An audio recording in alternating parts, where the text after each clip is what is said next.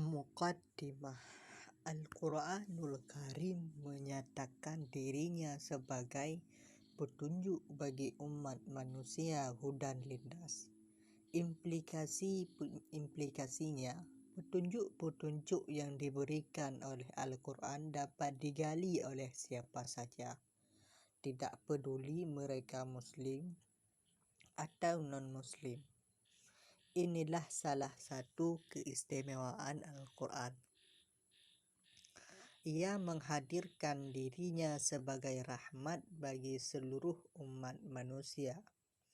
Dalam konteks ini, tidak ada jaminan bahwa orang yang mengaku Muslim pasti akan mendapat petunjuk, dan tidak pula ada kepastian bahwa yang non-Muslim pasti tidak akan memperolehnya.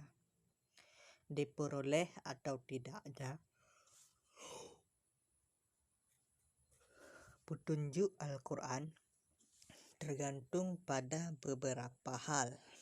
Pertama, pada kemauan seseorang untuk menjadikan Al-Quran sebagai petunjuk hidupnya.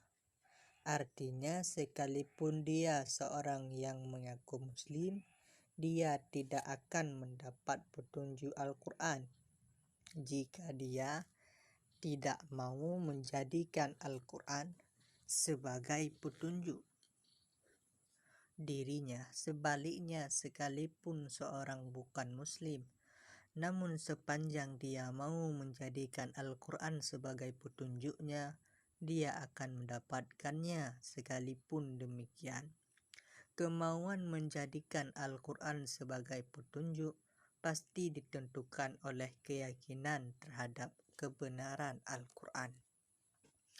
Tanpa keyakinan seperti itu, amat mustahil seseorang dapat memiliki kemampuan untuk menjadikan Al-Quran sebagai petunjuknya. Sementara itu, meyakini kebenaran Al-Quran pasti didahului dan disertai dengan keyakinan terhadap zat yang mewahyukan Al-Quran, yang tidak lain dan tidak bukan adalah beriman kepada Allah.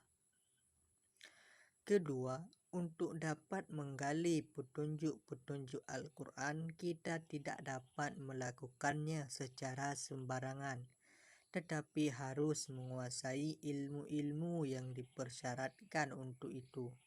Ilmu-ilmu ini antara lain adalah ilmu-ilmu Al-Quran, ulumul Quran, dan ilmu tafsir, ilmu tafsir. Tanpa ilmu-ilmu ini, kita tidak mungkin dapat menggali makna-makna Al-Quran yang dapat menjadi petunjuk-petunjuk bagi kehidupan kita. Sebagai kitab suci yang berisi petunjuk bagi umat manusia, Al-Quran diturunkan Allah tidak sekaligus, tetapi berangsur-angsur dalam waktu 23 tahun. Dalam rentang waktu yang relatif singkat itu, Al-Quran telah berhasil membentuk suatu masyarakat yang anggota-anggotanya memiliki kepribadian terpuji, sehingga mampu menghadirkan diri mereka sebagai umat terbaik dalam sejarah umat manusia.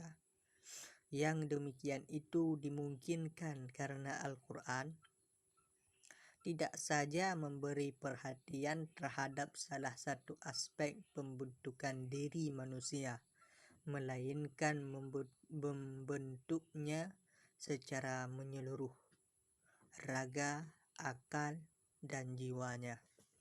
Dalam pandangan Al-Quran, Allah menciptakan manusia dengan beberapa unsur pembentukan dirinya, sehingga dia menjadi makhluk paling baik dibandingkan dengan makhluk-makhluk lain yang diciptakannya.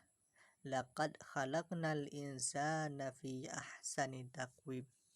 Sungguh kami telah menciptakan manusia dalam bentuk yang sebaik-baiknya.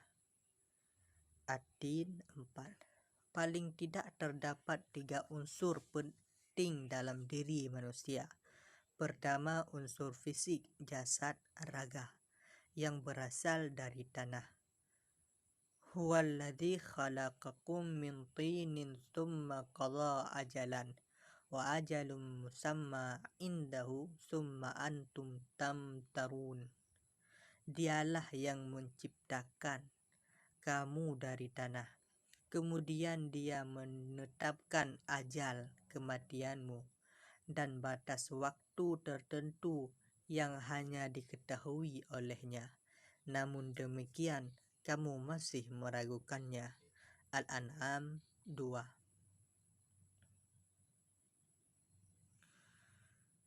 Unsur tanah inilah yang menjadi bahan dasar pembentukan diri manusia dalam aspek fisiknya. Akan tetapi selain memberi pengertian fisik, unsur tanah juga mengisyaratkan sifat-sifat rendah dan hina. Artinya, di samping memiliki tubuh dengan organ-organ dan panca inderanya, manusia memiliki sifat-sifat dan potensi yang jika tidak dibimbing dengan baik, sifat-sifat tersebut dapat menjerumuskannya ke lembah kehinaan. Manusia memiliki organ-organ yang sangat bermanfaat bagi dirinya dan bagi makhluk lainnya, terutama panca inderanya, yang jika digunakan dengan baik, organ-organ tubuh ini akan mengantarkannya menjadi makhluk yang mulia. Dia dapat mengembangkan dan mengelola bumi sehingga melahirkan produk-produk yang bermanfaat bagi umat manusia secara keseluruhan. Dan dengan panca indera yang dimilikinya, dia dapat menangkap petunjuk-petunjuk Allah dan tanda-tanda kekuasaannya. Akan tetapi jika dia dapat memfungsikan anugerah tersebut dengan semestinya sehingga melalaikan petunjuk-petunjuk Allah yang bertebaran di alam semesta ini, dia akan terjerumus ke lembah kesesatan, kehinaan, dan kesengsaraan. Walaqad zara'na li jahannama katsiran minal jinni wal ins lahum qulubun la yafqahuna biha walahum a'yunun la yubsiruna biha walahum azanun la yasma'una biha ulaika kal an'am balhum adall ulaika humul ghafilun. Dan sungguh akan kami isi neraka jahanam banyak dari kalangan jin dan manusia. Mereka memiliki hati tetapi tidak dipergunakannya untuk memahami ayat-ayat Allah. Dan mereka memiliki mata tetapi tidak dipergunakannya untuk melihat tanda-tanda kekuasaan Allah. Dan mereka mempunyai telinga tetapi tidak dipergunakannya untuk mendengarkan ayat-ayat Allah. Mereka seperti hewan ternak, bahkan lebih sesat lagi. Mereka itulah orang-orang yang lengah. Al-A'raf 172.